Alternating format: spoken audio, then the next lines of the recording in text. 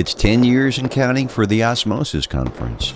Cynthia Hetherington and her amazing team celebrate an impressive run of bringing the highest quality training in the open source community. This year, the best investigative minds are coming together at Planet Hollywood in Las Vegas on October 20th through October 22nd. Use code 24OSCON10 when you check out to save 10%. 24OSCON, the number 10. When you check out, save 10%. The Campbell Group has teamed up with PI Perspectives to offer listeners top-notch, affordable insurance solutions. Private investigators can get insurance for their business for as low as $305 per year. Apply now at piperspectivesinsurance.com and receive a quote back within 24 hours. After 4 years of development, Scope Now is proud to announce the release of Grid.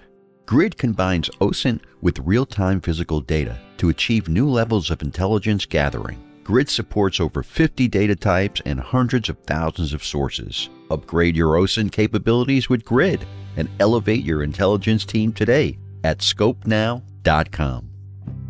This episode is brought to you by 4 Pillars Research, a nationwide leader in policy limit searches, now expanding its services to support private investigators working with injury attorneys. Since 2019, 4 Pillars Research has been known for its professionalism and top-tier customer service. If you're a private investigator, you know how crucial it is to provide accurate and complete information to your clients. Research can be time-consuming and challenging, especially when accuracy is non-negotiable. That's where 4 Pillars Research comes in. Unlike other firms that outsource their work, 4 Pillars handles everything in-house, ensuring you receive precise policy limit details of the at-fault party before litigation even begins. With 4 Pillars, you get more than just data.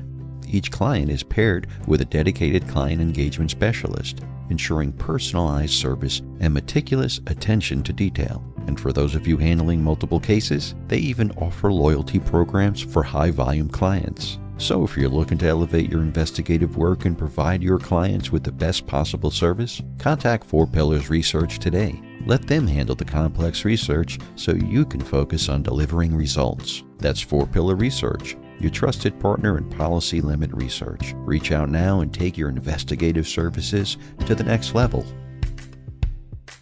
Do you enjoy our podcast and the guests we bring you? Since 2019, Matt and his team have done their very best to give you amazing shows each week. If you feel like our show has helped you to be a better investigator, or maybe even inspired you to become an investigator, please let us know. We're looking for testimonials. Drop Matt an email with a recorded 20 to 30 seconds of you talking about this podcast. You can also email him something verbal about the website. His email is matthews@satellitepi.com. And if you really feel blessed for having this content, consider supporting Matt and our show by joining Investigators Toolbox. You really have to see version 2.0. And at just 49 cents a day, it's a no-brainer. Now let's jump into this week's episode. We are back with a new show, episode 2 of our yearly preview for OSMOSIS This year it's the 10th anniversary, and it will be a huge celebration. The HG team has a real special conference lined up, and it will be memorable. Let's jump right in as we visit with the next 2 speakers. First up, Craig Silverman. Craig is speaking about AdInt, using digital ad data to uncover website networks, identify owners, and follow the money. So please welcome Craig Silverman and your host, private investigator Matt Spare.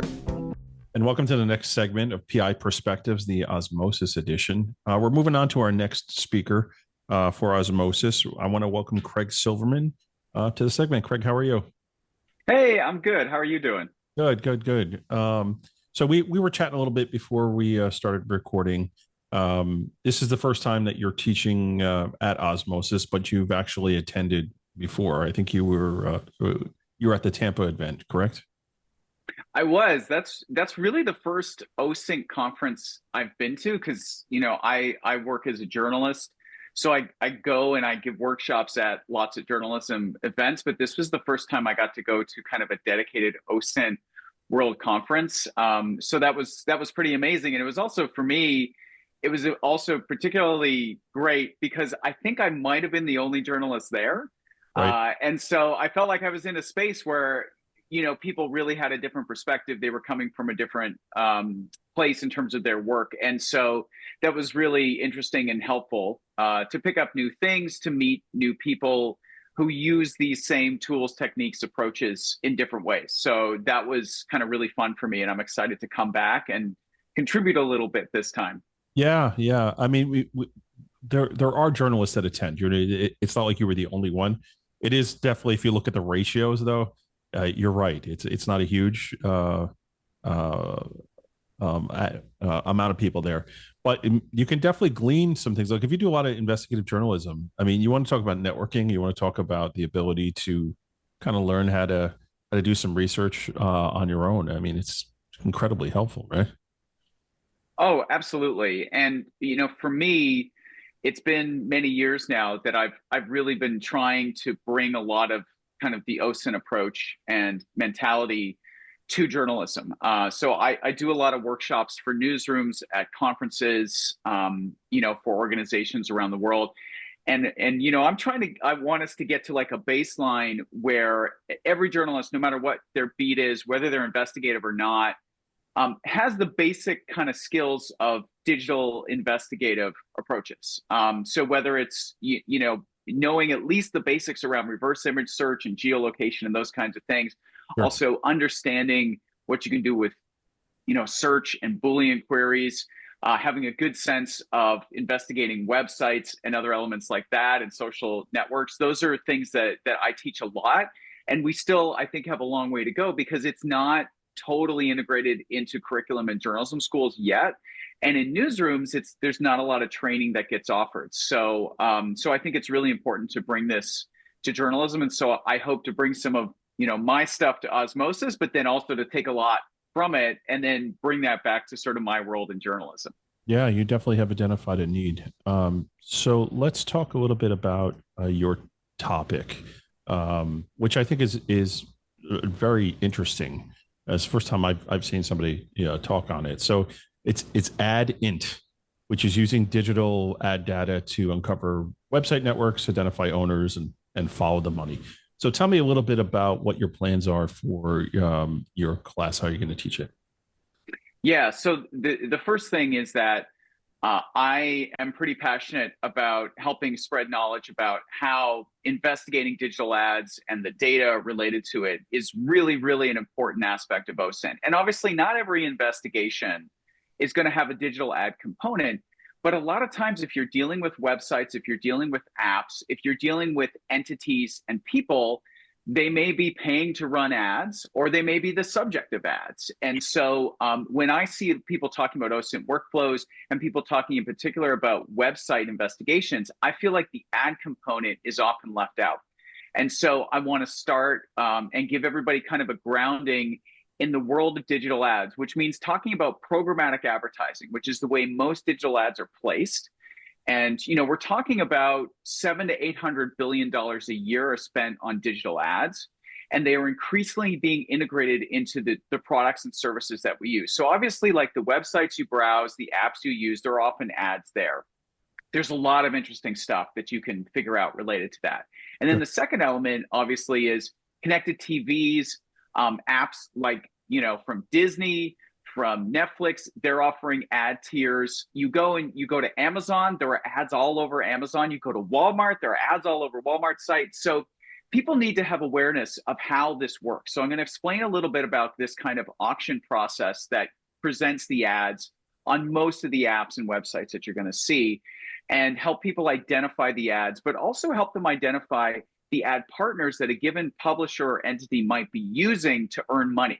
So then we start to get into sort of follow the money aspects of it. Like maybe you're looking at an extremist site or, just a company that is earning money from ads, understanding who they work with, who might be paying them, whether it's Google or another big ad network. We're starting to kind of piece together a revenue model and how they might be sustaining themselves. And then from there, one of the things that I'm going to talk about and show is there's an ad standard called ads.txt, where with websites and apps, you can actually see the listing of the ad partners from that entity, the specific account numbers that exist for that particular publisher with a wide range of ad partners. And so that's obviously an ability to potentially connect websites and apps together through shared IDs, but also the ad data itself might list company names and people names. And that's an area that I feel like most OSINT investigators, they don't actually know that ad data may contain attribution information like people's names and company names. Sure. So I'm going to try to squeeze all that in my session. No, that's a lot of material to take in. It's fascinating. So I really appreciate this because I have a good friend of mine who's in that world. You know, he owns a media company and he's owned it since 2005, and he's since bought up a whole bunch of other media companies. And he was trying to explain to me the model one day of like how they make money. And yeah, it's really interesting, and it's changed over the years a bit too. You know, obviously as technology changes and as our consumption of different things change, different products, different websites, apps, things like that, you're going to see a flow, and you're going to see things change into different areas. Yeah, I'm really excited actually to sit down and check out your presentation, man, because it's not just of like use case, it's just understanding. You know, and I find that a lot at OSMOSIS. I find things that, you know, I might not use for my job initially, or I think I might not have to, but then after I've seen the presentation, I understand like, wow, okay, I can actually use this in a certain way. Yeah, and you're right. Like the first step is I want people to just have awareness and understanding of kind of the fundamentals of this digital ad ecosystem, because you know, we're to do OSINT well, you need to understand social networks and the dynamics with algorithms and, you know, accounts and other things. So that's like a fundamental piece of it. You got to understand, you know, DNS. You've got to understand certain things about, you know, websites and apps and functionality. And, you know, so there are areas where you got to kind of have, again, like a fundamental level. And I just feel like ads has never been in there for people. And you got to have that. And to your point, it's like, it's true. It's not going to be there in every investigation. Not every site or app you come across is earning money with ads or what have you, but you got to have at least the basic level of knowledge so that when you come across it and it's relevant, it's like, okay, now I remember, you know, from Craig's session or whatever, here's a few things that I can do with that. And so just understanding some of the basics around it, you know, how people earn money through ads, how this auction process takes place, which is, you know, I mean, we're talking about hundreds of millions of auctions happening, you know, on like it's every second or every minute to bid, to place ads, to show us as we browse on the web and in apps. And so this is something that we should be aware of because there's a tremendous amount of data there. And while some of it obviously is not open source and is locked in companies like Google and Meta, which are the big dominant Google ad players, there is open source ad information out there. There's a lot that you can gather without technical expertise. And, you know, I personally, I can't code. So everything that I show is like no code and really try to be as straightforward as possible. But there are layers that people can go down that I've gone in stories as well, where we partner with data journalists and we're looking at network connections. We're trying to understand even more about what's happening at that level. So there is a whole big world, and we're going to get a good foundation in it at OSMOSIS. So what would you say would be the one thing, if they're the one most important thing people that are attending your class would walk away from? So I think the most important thing that they'll walk away from it, which I think might be the most beneficial daily use thing, is how do you use ad data to actually uncover, you know, a person name or a company name where it might otherwise be hid. So it's like a website. They've paid for privacy with their who is information. They're not listing who they are on the website itself. But I'm going to show you an approach where maybe because they are earning money with, you know, Google or Taboola or one of these big ad networks, I'm going to show you how to actually potentially identify the person or people who are earning money from those ads, which may open the door to attribution. So I think that's a really big takeaway for people. And by the way, this is Rosie, who always seems to appear whenever I'm on camera. So she's come to get her attention. Yeah. There you go. There you go. Right. We've got a 2-for-1 here. Fantastic. Well, we're actually going to wind down here. So I just wanted to give a little sneak peek of you know, what you'll be talking about. So again, it's the OSMOSIS conference. It's in Las Vegas this year. It's October 20th to the 22nd at the Planet Hollywood in in Las Vegas, and you can go to the Osmosis Institute website to book it and learn more about the event. So, Craig, I look forward to meeting you in person. I'm definitely looking forward to your class, and it seems like before we know it, the time will be here. So, thanks so much for jumping on and giving us a little sneak peek. Yeah, thank you. I'm super excited to be there. And for anybody, who watches or listens to this, and you locate me at the conference, please come up and say hi. I love getting a chance to chat to folks working in different areas related to OSINT. So thanks. Looking forward to it. Awesome. All right, everyone, sit tight, and we'll have the next segment for you.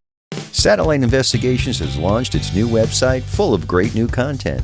Matt and his team have released some great, informative blogs. Make sure you log into LinkedIn and follow Satellite Investigations for the latest content. Managing a team of investigators just got easier with TrackOps, the all-in-one case management software. Are you ready to enhance case flows and drive efficiency? TrackOps offers powerful management and coordination tools to streamline workflows and communication, all designed to keep your team synchronized and focused on the task at hand. With TrackOps, you can easily distribute workloads, track individual performance, and ensure deadlines are met. Plus, the TrackOps mobile app allows investigators to access case activities on the go. And the TrackOps video app allows for simple and consistent timestamping, all included at no extra cost. Start streamlining your investigation process today. Visit trackops.com for a free 15-day trial and experience the power of efficient team management. TrackOps, empowering teams, simplifying management. Are you drowning in fees with your current provider? IRB Search offers the highest quality data at the most competitive prices.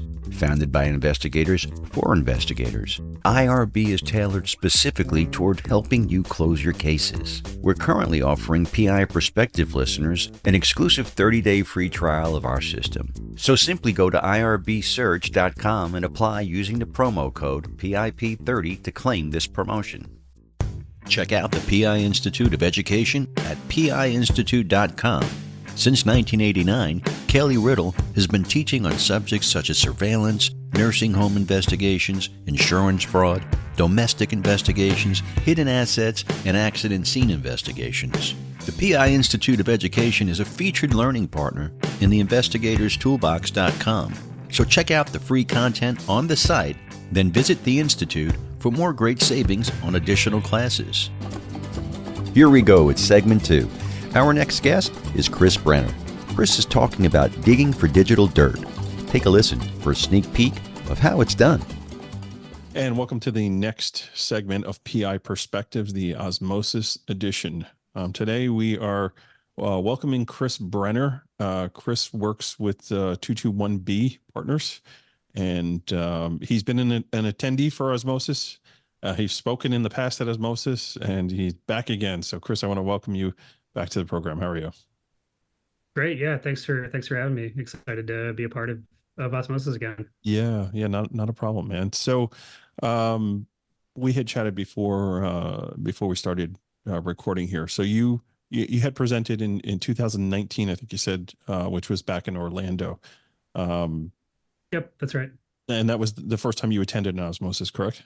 Yeah, that was my first first exposure. So I dove in at first, and yeah, gave a talk about geolocation of photos and video without metadata involved.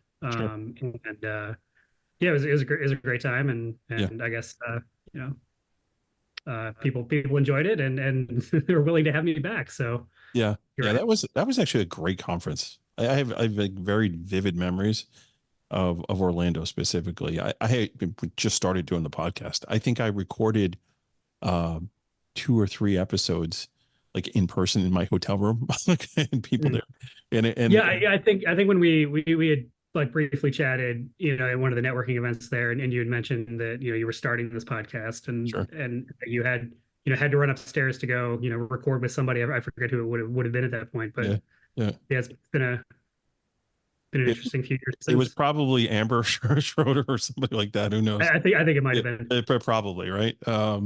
Which is great. And it's so interesting to see how the industry technology has changed since then, right? So geolocation, while it's still important, it's not the only way we go about doing things these days. And your topic, digging for digital dirt. Let's talk about that. What's your focus on, how you're going to approach that teaching track?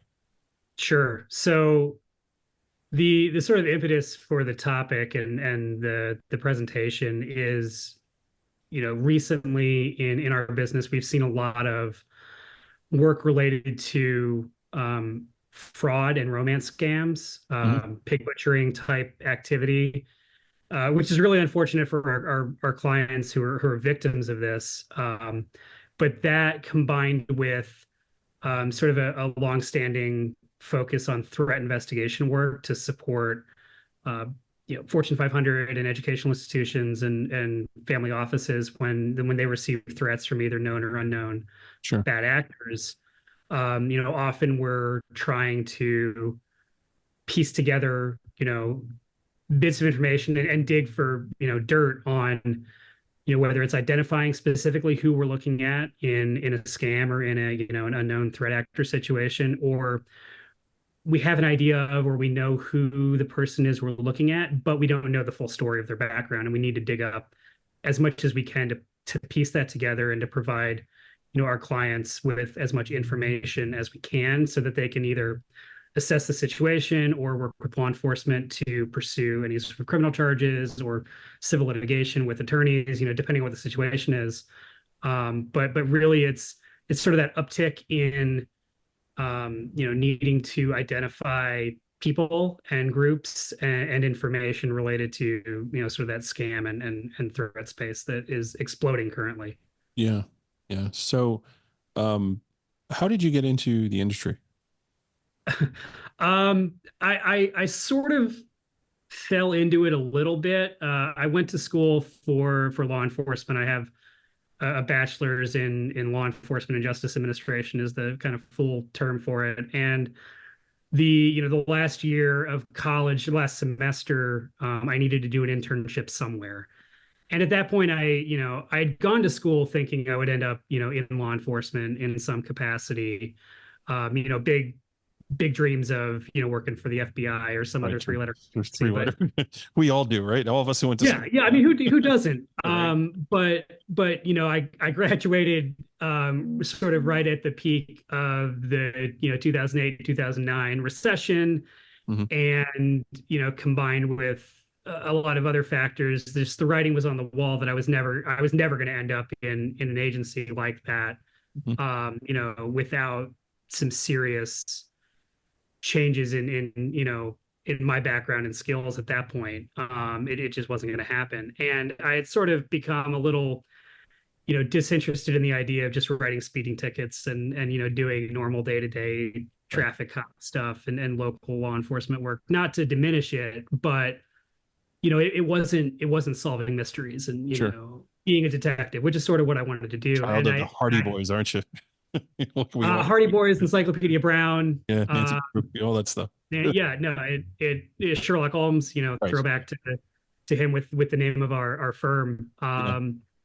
But so I had a couple of individuals from a private investigations firm. They focused on workers' comp and auto liability work. Came and talked to one of my classes, as I was needing to make that decision, and I heard them talk about doing surveillance and doing background investigation. I'm like, well, that sounds like Right. A little more interesting. being a detective and possibly better hours, 9 to 5, don't have to work, nights and weekends potentially, though sometimes that definitely is the case, it turns out. Yeah, I know, right? Nobody tells you that. It's a full Yeah, but so I interned with them. Really came to enjoy the background investigation work. Right.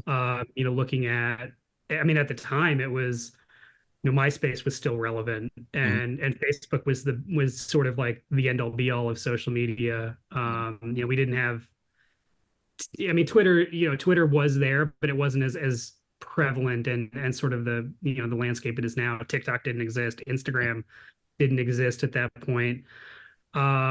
but digging on the internet for information, digging through databases, court records, public records, that appealed to me then. Sure. And so after the internship, I ended up again 2008, 2009. It was a rough time for the economy. Right. It took me a little bit of time to find a different position at that point, but ended up working for another similar competitor company doing that auto liability and workers' comp investigation stuff primarily. Started out doing background investigation work, and then eventually, over the course of about 6 years, rose up to operations manager for the company, effectively like 34th from the top, and overseeing investigators in in the office there doing background work, plus field investigators, either full-time or contracted, that we worked with to do surveillance around the country. Sure.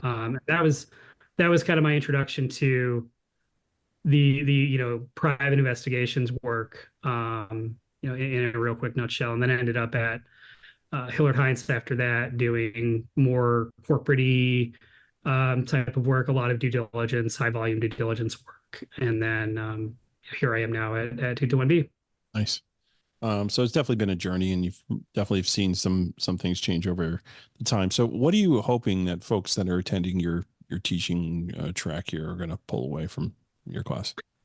Yeah, so I every time I attend or go to virtually to a conference like this, the thing that I always take away, and what I hope other people take away from my presentation, is that there's a number of different ways to do things, and I hope that I can convey some really helpful tips and tricks to people about not only the tools that are available to do open source research, and sort of how to navigate those waters, but the value of different types of information that may be out there that may be overlooked by people in the industry as potentially resources, or different ways to extract information beyond what is sort of first initially available. And I'll give you an example of that. So, we do a lot of we do a lot of due diligence work and background investigation work. And one of the things that we have found time and time again that is extremely relevant, no matter what the situation is civil records. And sometimes you wouldn't think that in a threat investigation case that a lawsuit or a divorce or something like that would be really as like big of a treasure trove of information as maybe a felony charge or some other criminal case. But you can learn a lot about somebody from a divorce filing, allegations from the spouse or allegations they make against their spouse.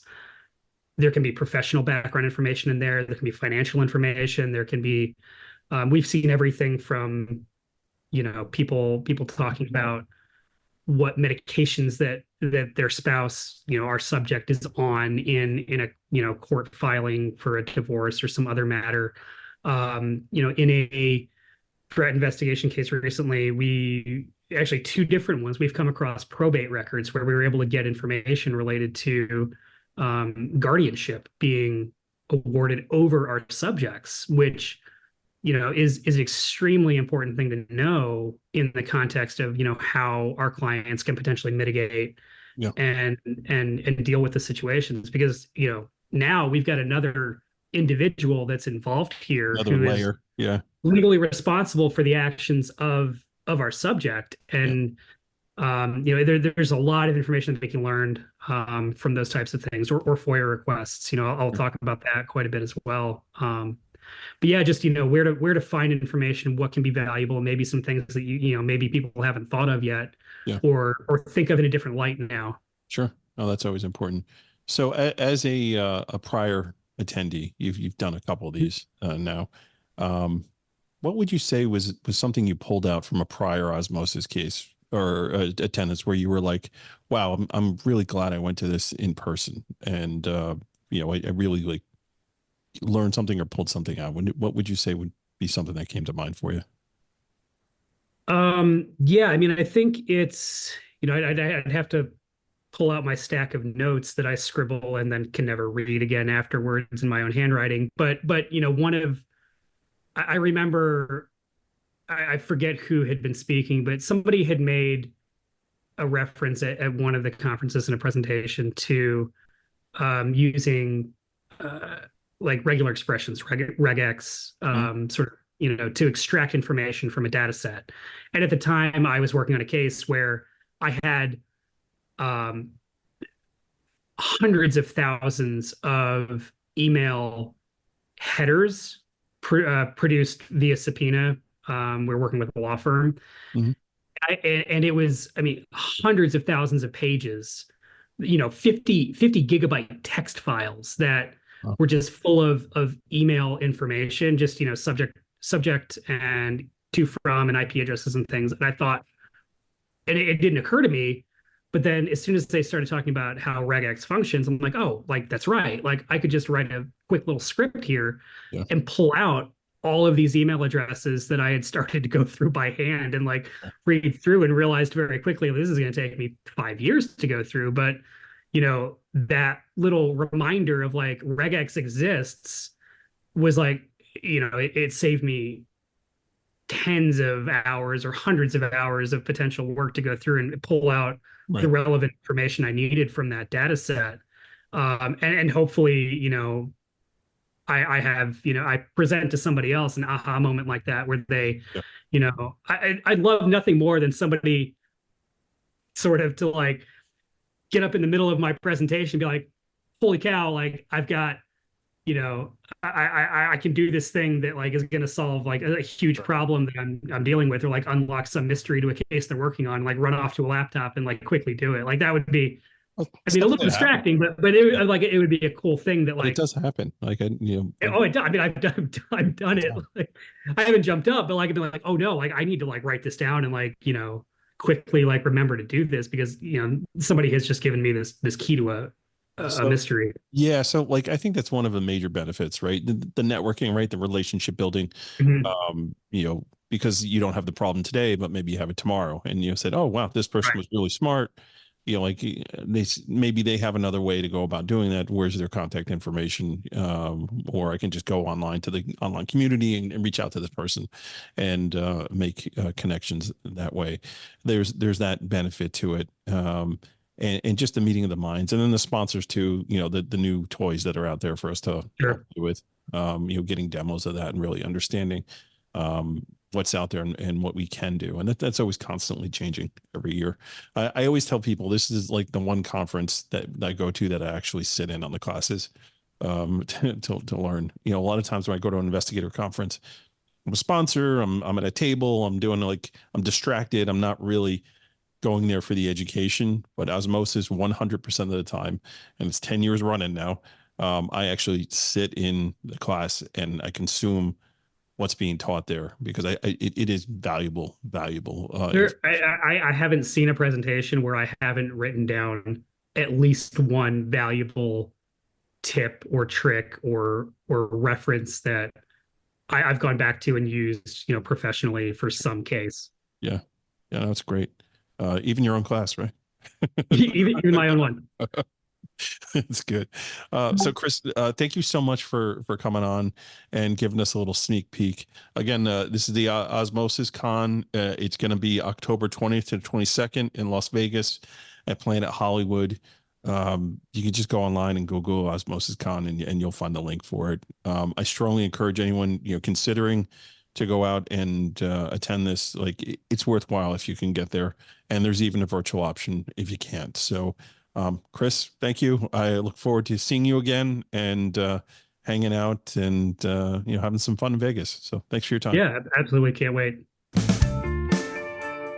Thanks for checking out the show. We have one more episode coming in a few weeks. We hope you give strong consideration to sign up for this year's OSMOSIS program. Visit osmosisinstitute.org to sign up. Do not forget this discount offer. You can find it in the show notes. We want to thank Campbell Insurance Group for sponsoring the show. Remember to tell them you listen to save $50 when you apply for insurance. Additional thanks to 4 Pillars, Track Ops, Scope Now, IRB, and the PI Institute for Education for sponsoring the show. Also, don't forget about investigatorstoolbox.com, where you can type in Perspectives 50 to save $50 when you join it. And please also follow Matt and Satellite Investigations on LinkedIn. If you have a question or a comment about the show, email Matt at matthews@satellitepi.com. You can also find him on LinkedIn, Instagram, and Facebook. We want your feedback to bring you the best shows possible. And we'll be back next week with a new show, so make sure you tune in and stay safe out there.